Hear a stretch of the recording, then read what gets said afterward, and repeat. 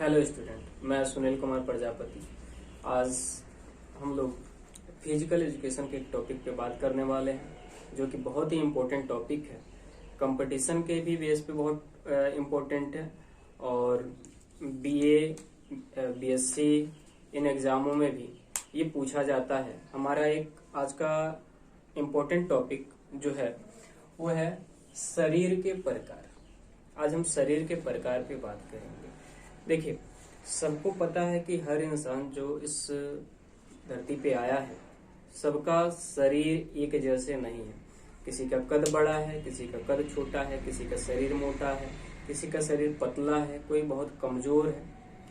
कहीं ना कहीं दो व्यक्तियों में भिन्नता आपको देखने को मिल जाती है। कोई भी दो व्यक्ति एक जैसे नहीं हो सकता है। उसके शारीरिक रूप से थोड़ा सा बदलाव होता है, या तो मानसिक रूप से भी बदलाव हो सकता है, या चाल ढंग में बदलाव हो सकता है। कहीं ना कहीं दो व्यक्तियों में थोड़ा बहुत अंतर आपको आवश्यक रूप से देखने को मिल जाएगा। यानी कि शरीर सभी व्यक्तियों का एक जैसा नहीं हो सकता है। तो आज हमारा जो मेन टॉपिक है यह शरीर पे ही है कि व्यक्तियों को जो शरीर के प्रकार होते हैं वो कई प्रकार से होते हैं। इन पे ही हम बात करने वाले हैं। वैसे देखिए, शरीर के प्रकार में एक नाम आता है हिप्पोक्रेटस।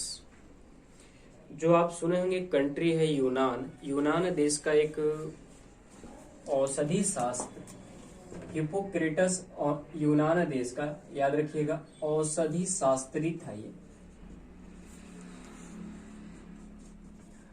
और लगभग 400 ईस्वी पूर्व इसने व्यक्ति के शरीर को मुख्य रूप से 4 भागों में डिवाइड किया। व्यक्ति के शरीर को मुख्य रूप से 4 भागों में डिवाइड किया, जो कि उस समय व्यक्तियों के स्वभाव, व्यक्ति के शरीर को बताता था कि व्यक्ति कितने प्रकार के हैं और उनके शरीर कितने प्रकार के हैं। तो हम एक एक करके बात करेंगे। उसके बाद भी कई लोगों ने शरीर के प्रकारों पे बात किया है, तो हम पहले एक एक लोग की बात करेंगे। जैसे आप सुने होंगे अर्नेस्ट क्रेसमस, इन्होंने भी शरीर के प्रकार के बारे में बताया है। लेकिन पहले हम हिप्पोक्रेटस के बारे में बात कर लेते हैं, क्योंकि शुरुआत शरीर को डिवाइड करने का जिम्मा इन्हीं के सर जाता है कि सबसे पहले इन्हीं ने ही शरीर को कई भागों में बांटा था। तो याद रखिएगा, हिप्पोक्रेटस कहाँ के रहने वाले थे? तो यूनान देश के रहने वाले। ये टीजीटी पीजीटी वालों के लिए भी बहुत इंपॉर्टेंट, आजकल तो आया हुआ है टीजीटी पीजीटी शारीरिक शिक्षा पे वैकेंसी। तो आप उन लोगों के लिए भी ये वीडियो काफी यूजफुल होने वाला है। तो ध्यान देंगे हमारे सब्जेक्ट को। हिप्पोक्रेटस, अब याद रखिएगा, हिप्पोक्रेटस यूनान देश के निवासी थे और ये औषधि शास्त्री थे। और लगभग 400 ईस्वी पूर्व इन्होंने शरीर को 4 भागों में बांटा था। और ये कैसे बांटे थे? शारीरिक द्रव्यों के आधार पे। याद रखिएगा, ये शरीर का वर्गीकरण किस आधार पे किए थे? तो शारीरिक द्रव्यों के आधार पे। शारीरिक द्रव्यों के आधार पर इन्होंने शरीर को मुख्य रूप से 4 भागों में डिवाइड किया। अब हम एक एक भाग के बारे में आराम से पढ़ेंगे। पहला भाग है श्लेष्मिक या मंद। देखिए, इसमें क्या होता है? श्लेष्मिक या मंद में, श्लेष्मिक या मंद उसको कहा गया जो शारीरिक रूप से बहुत कमजोर होता है, हमेशा सुस्त रहता है, किसी कार्य के प्रति बहुत उत्तेजित नहीं रहता है, हमेशा सुस्त लगा रहता है। कोई कार्य करने के लिए आप कहेंगे तो कार्य पूर्ण रूप से करने में हमेशा उसका मन बहुत ज्यादा नहीं लगेगा। तो हिप्पोक्रेटस ने कहा कि कुछ ऐसे लोग होते हैं जो मंद बुद्धि के होते हैं, यानी कि अक्रियाशील कह सकते हैं कि इनके अंदर क्रियाशीलता बहुत कम होती है। ये हमेशा अक्रिय की तरह होते हैं, या किसी कार्य के प्रति बहुत उत्तेजना नहीं दिखाने वाले लोग क्या कहलाते हैं? श्लेष्मिक या मंद कहलाते हैं। कह सकते हैं वे लोग जो बहुत ही शारीरिक रूप से सुस्त रहते हैं। इसमें कमजोर जितने भी लोग होते हैं, वीकनेस, जिसमें बहुत ज्यादा वीकनेस होता है, वे लोग इसमें आते हैं श्लेष्मिक या मंद वाले में। ठीक है, दूसरे वाले में बात करते हैं अधिक रक्त वाले पे। देखिए, ये लोग क्या होते हैं? शारीरिक रूप से बहुत ही मजबूत होते हैं, ये सबल होते हैं, दृढ़ इच्छावान होते हैं, दृढ़ शक्तिवान होते हैं और किसी भी कार्य को करने से हिचकते नहीं और किसी भी कार्य में ऊर्जा के साथ कार्य को संपादित करने की शक्ति रखते हैं। कोई भी कार्य करना है तो कोई हेजिटेशन नहीं। ये बहुत ही फुर्तीले होते हैं, इनका शरीर लंबा होता है, तगड़ा होता है और बहुत ही शक्तिवान ऊर्जावान होते हैं और ये किसी कार्य के प्रति हीन भावना नहीं रखते हैं। ये हर कार्य को बहुत आसानी से और बहुत जल्दी करने के लिए इच्छुक होते हैं और धैर्यवान, इनके अंदर बहुत ये अच्छा गुण होता है कि धैर्यवान होते हैं। कहा जाता है कि किसी कार्य को बहुत जल्दी से निपटाने की योग्यता रखते हैं। तो दोस्तों ये समझिएगा कि ये अधिक रक्त वाले व्यक्ति का मतलब आप ये सिर्फ नहीं समझेंगे कि जिस व्यक्ति के शरीर में बहुत ज्यादा रक्त होगा, नहीं, ऐसा कुछ नहीं। आप ये समझिएगा ये अधिक रक्त का मतलब ये है कि ऐसा व्यक्ति होगा जो बहुत बलशाली होगा, अच्छा खासा उसके अंदर धैर्य रखने की क्षमता होगी, दृढ़ शक्तिवान होगा और किसी कार्य को करने में बहुत ही उत्तेजित रहता होगा, मतलब बहुत ही सही ढंग से उस कार्य को और सही समय पे कर सकता है और इसके अंदर हीन भावना नहीं होती, किसी कार्य के प्रति उत्साह रहता है और हमेशा मतलब ये खुश रहते हैं, खुश मिजाजी ये लोग होते हैं। उसके बाद आता क्रोधी स्वभाव के व्यक्ति। अब क्रोधी स्वभाव वाले व्यक्ति के बारे में बात हो जाए भाई। अब क्रोधी स्वभाव वाले देखिए ये भी शक्तिशाली होते हैं, इनके अंदर भी क्षमता होती है, ये भी शारीरिक रूप से ताकतवर होते हैं, लेकिन बहुत जल्दी किसी कार्य को लेके उत्तेजित हो जाते हैं, बहुत जल्दी उत्तेजित हो जाते हैं, यानी कि बहुत जल्दी इनके अंदर क्रोध रहता है। किसी कार्य को करना है, कोई व्यक्ति कार्य कहेगा तो कर सकते हैं, लेकिन ये क्रोधी स्वभाव के होते हैं। मतलब ये किसी कार्य को करने में थोड़ा सा मन तो लगाते हैं लेकिन क्रोध में मन लगाते हैं। कहने का मतलब ये है कि ये भावनात्मक रूप से थोड़ा सा निर्मल होते हैं, शारीरिक रूप से तो कमजोर होते, शारीरिक रूप से बलशाली होते हैं, शारीरिक रूप से बहुत मजबूत होते हैं, लेकिन भावनात्मक रूप से इनका जो भाव होता है वो थोड़ा सा निर्बल टाइप का होता है। याद रखिएगा, इसको हम कह सकते हैं शारीरिक रूप से मजबूत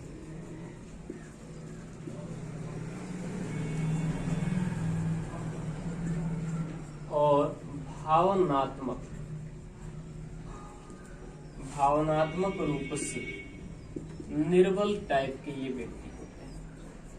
मतलब शरीर तो इनका मजबूत होता है लेकिन भाव इनका या किसी कार्य में थोड़ा सा डरते हैं। किसी कार्य को करने से पहले जैसे हमेशा लगा रहता है कि हाँ कर पाएंगे या नहीं कर पाएंगे, मतलब मनोबल की कमी होती है इस टाइप के व्यक्तियों के अंदर। और लास्ट है हमारा खिन्न प्रकृति के व्यक्ति।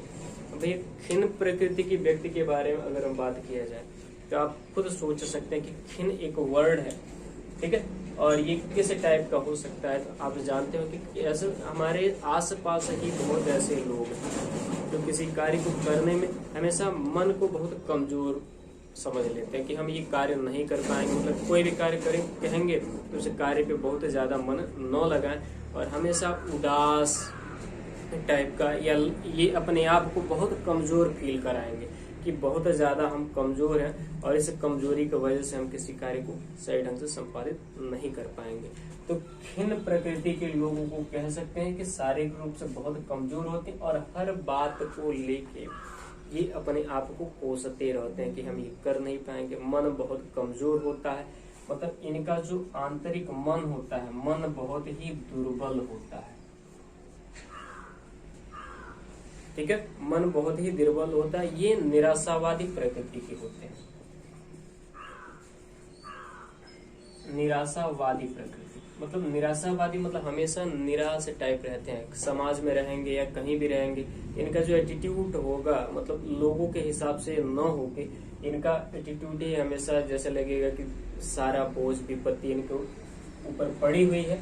तो मन हमेशा इनका मन तो दुर्बल रहेगा ही रहेगा, लेकिन ये हमेशा निराशावाद प्रकृति के होते हैं, मतलब मन हमेशा इनका निराश टाइप का रहता है, ठीक है। हमारा हिप्पोक्रेटस के अनुसार 4 जो शरीर के प्रकार थे उन पे हमने बात कर लिया। अब अगला हमारा है अर्नेस्ट क्रेस्मर ने किस प्रकार से शरीर का वर्गीकरण किया था, अब उस पे बात हो जाएगी। अगला हमारा वर्गीकरण है अर्नेस्ट क्रेस्मर का वर्गीकरण। हमने कहा कि हिप्पोक्रेटस ने शारीरिक द्रव्यों के आधार पर शरीर को 4 भागों में डिवाइड किया था। यहाँ पे अर्नेस्ट क्रेस्मर ने शरीर को केवल 3 भागों में डिवाइड किया है। याद रखिएगा, अर्नेस्ट क्रेस्मर ने शरीर को कितने भागों में डिवाइड किया है? 3 भागों में डिवाइड किया है। पहला है पायकनिक, दूसरा है स्थनिक और तीसरा है खिलाड़ी। ठीक है, अब दोस्तों पायकनिक के बारे में पहले हम समझेंगे पायकनिक क्या होता है। देखिए, इस पायकनिक जिस टाइप के जो व्यक्ति होते हैं, ये शारीरिक रूप से इनका जो कद होता है वह छोटा होता है और ये मोटे होते हैं। ये छोटे होते हैं और साथ में मोटे भी होते हैं। इनका जो व्यवहार होता है लगभग बहुत ही खुश मिजाज होते हैं। लोगों से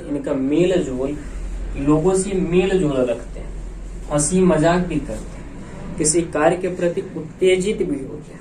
ठीक है, ये हमेशा जीवन में ये चाहते हैं कि हम हमेशा खुश रहें और ये खुशी से अपने पूरे जीवन को काटने की क्षमता रखते हैं। मतलब जो इस टाइप के व्यक्ति, पायकनिक टाइप के जो व्यक्ति होते हैं, वो खुशी अपने पूरे जीवन को बिता सकते हैं, बिताते भी हैं और हमेशा दुख तकलीफ पड़ने के बाद भी लोगों को भी मोटिवेट करते रहते हैं और लोगों को भी खुशी यानी कि एक नया माहौल क्रिएट करने की भी इनके अंदर क्षमता होती है। तो याद रखिएगा, पायकनिक वाले जो होते हैं उनका कद छोटा होता है, मोटे होते हैं, चेहरा गोल होता है, गोल मटोल चेहरा इनका गोल और मटोल होता है। ठीक है, याद रखिएगा, इनका जो कद होता है छोटा और ये आराम भी चाहते हैं, जीवन में आराम भी हो और अपने आप को हमेशा ऐसे ढालते हैं कि ये थोड़ा सा खुश रहे। किसी कार्य के प्रति उत्तेजित भी होना है, किसी कार्य को बहुत आराम से करते हैं, धैर्यवान भी होते हैं। ठीक है, दूसरा हमारा जो है सेकंड वाला हमारा है एस्थेनिक। एस्थेनिक में क्या समझेंगे बाबू? देखो, एस्थेनिक ये क्या होता है? ऐसे जो व्यक्ति होते हैं थोड़ा काफी लंबे टाइप के होते हैं, ये काफी लंबे होते हैं, लेकिन इसमें थोड़ी सी भावना की कमजोरी होती है, शारीरिक रूप से थोड़ा सा निर्बल होते हैं। लंबे तो होते हैं, शरीर इनका पतला होता है और ये शारीरिक रूप से थोड़ा सा निर्बल होते हैं और ये लोगों से मेल जोल बड़ी कम रखते हैं। लोगों से मेल जोल बहुत ही कम रखते हैं और खासकर इस टाइप के जो व्यक्ति होते हैं, स्थनिक टाइप के जो व्यक्ति होते हैं, वो अकेले रहना आवश्यकता से अधिक पसंद करते हैं।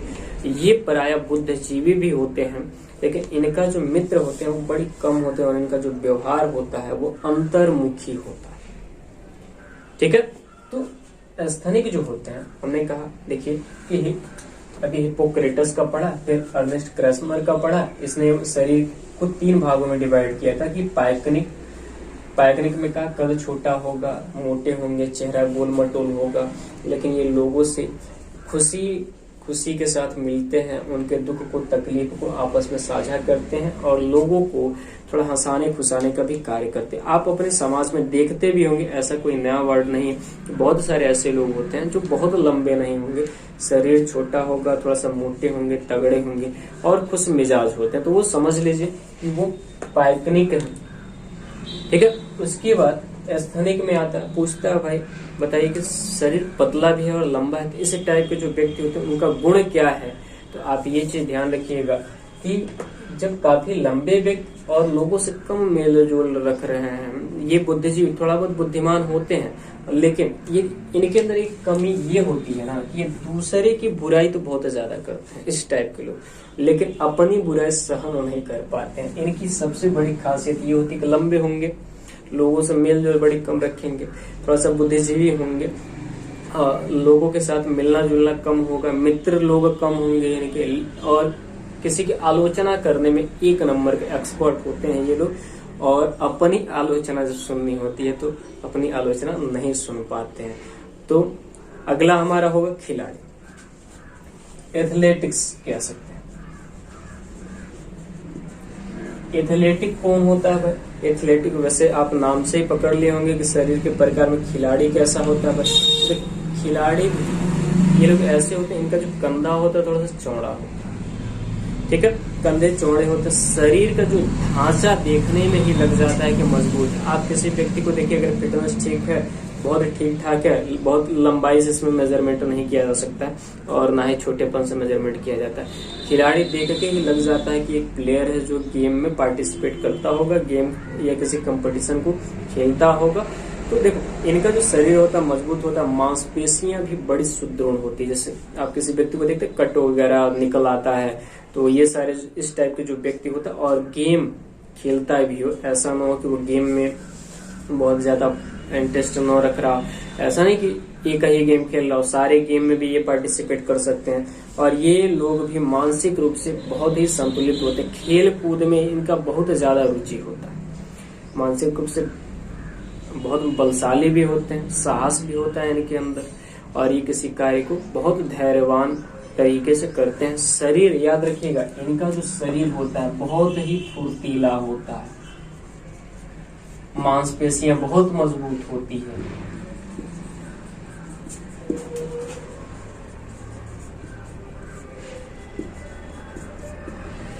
ठीक है, शरीर में मांसपेशियां मजबूत होगी, हड्डियां मजबूत होगी, कंधे इनके चौड़े होते हैं, इनके कंधे चौड़े होते हैं। ठीक है, और ये बल के साथ साथ इनके अंदर ये बुद्धि भी होता है, बलशाली भी होते हैं और बुद्धिमान भी होते हैं। बलशाली भी हैं, वो बुद्धिमान भी होते हैं, ये बुद्धिमान भी होते हैं। तो हमारे ये 3 टाइप के जो अर्नेस्ट ग्रेसमैन ने शरीर का जो वर्गीकरण किया था वो 3 टाइप से किया था। तो आप इन व्यक्तियों के बारे में, इनका मानसिक विकास पे ध्यान दीजिए। इस टाइप के व्यक्ति जो होते हैं इनका मानसिक विकास भी बहुत ठीक ठाक रहता है, खेलों में ये बहुत ज्यादा रुचि लेते हैं। ठीक है, इसलिए इनको खिलाड़ी कहा गया था। तो हमने अभी देखा हिप्पोक्रेटस ने शरीर को 4 भागों में डिवाइड किया। ठीक है, चारों की विशेषता हमने पढ़ा। उसके बाद हमने ये देखा कि अर्नेस्ट ग्रेसमैन के शरीर का वर्गीकरण कैसे किया। अब एक और है विलियम हर्बर्ट शेल्डन का वर्गीकरण, जो कि सबसे इम्पोर्टेंट है कि शरीर के मुख्य रूप से 3 टाइप उन्होंने ही, जो कि आजकल भी लोग वही मानते हैं। एक है एंडोमर्फ, मेसोमर्फ और एक है एक्टोमर्फ। ये 3 चीज हमको पढ़ना है, लेकिन इस वीडियो थोड़ा सा लंबा हो जाएगा, इसलिए इस वीडियो में हम इसको नहीं डाल पाएंगे। लेकिन आपको यदि फिजिकल एजुकेशन का नोट चाहिए या फिजिकल एजुकेशन का और भी क्लासेस हमारे साथ देखना है तो आप इस चैनल को जरूर सब्सक्राइब कर लीजिएगा। ठीक है, क्योंकि आगे वैकेंसी भी आ रही है फिजिकल एजुकेशन की, उसमें भी हम जो भी टॉपिक लेके आएंगे उस वैकेंसी के लिए भी लेके आएंगे, जो हमारे आगे चल के यूजफुल होने वाले हैं। हमारे क्लास में आप बायोलॉजी के बच्चों को भी शामिल कर सकते हैं। हमारा क्लास जल्द ही 11th और 12th का बायोलॉजी भी चैनल पे अपलोड करने वाला है। मैथमेटिक्स पहले से ही अपलोड है और हम अपने चैनल को और प्रोवाइड करा के प्रयास करेंगे। केमिस्ट्री का भी कुछ सब्जेक्ट इंटर का फर्स्ट ईयर और सेकेंड ईयर का वीडियो अपलोड करवा देंगे। तो आप लोग को यदि वीडियो अच्छा लग रहा है तो अपने दोस्तों के साथ शेयर करें। ठीक है, चलिए अगले टॉपिक पे अगले क्लास में हम फिर मिलते हैं एक नए टॉपिक के साथ। इसके आगे वाले शरीर का ही वर्गीकरण फिर से हमको सीखना है। ठीक है, तो फिजिकल एजुकेशन के लिए वीडियो जहां तक मेरा उम्मीद है बहुत ही यूजफुल होने वाला है। बीए फर्स्ट ईयर में भी ये काम आने वाला है, कंपटीशन में भी ये सारे काम आने वाले हैं। तो आप हमारे वीडियो को लगातार बने रहिए, वीडियो को देखते रहिए, आपको सारी चीजें उपलब्ध करा दी जाएगी। धन्यवाद।